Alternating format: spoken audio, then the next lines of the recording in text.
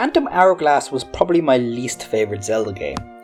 Not because of the Temple of the Ocean King, funnily enough, but because it felt like there was a distinct lack of effort in a lot of parts of the game. I think what expresses this best is the fact that it just gives you heart containers instead of pieces of heart.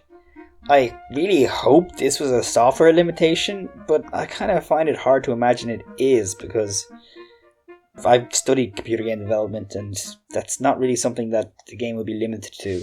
So I think they just gave you heart containers instead of pieces of heart because they just didn't want to make that many side quests for them.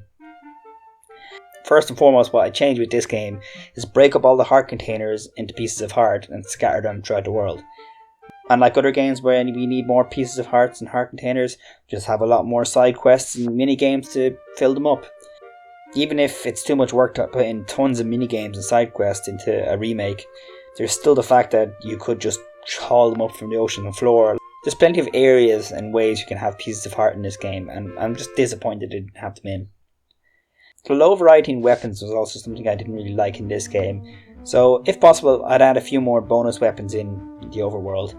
I'm not exactly sure which weapons would suit this game because it's been a while since I've played it, but just having 6 or 7 weapons, it felt a bit weak.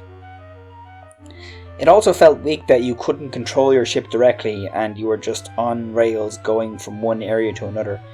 That just really felt like I wasn't exploring the game. I was fine with the sailing in the Wind Waker.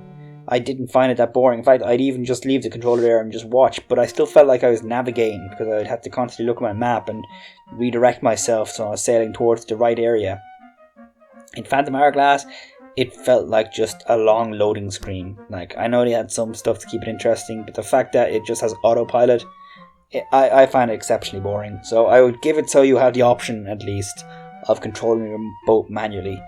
And if you want to put the autopilot on, you have that freedom. Additionally, I would also give you an option to use D-pad controls instead of just touchscreen controls. I guess I was fine with the touchscreen controls, but honestly, if I was to get this game remade, I would probably rather use the D-pad controls. Like, they weren't that unique or fun. And that's all I really have to say about Phantom Hourglass. Tune in next time where I talk about Spirit Tracks.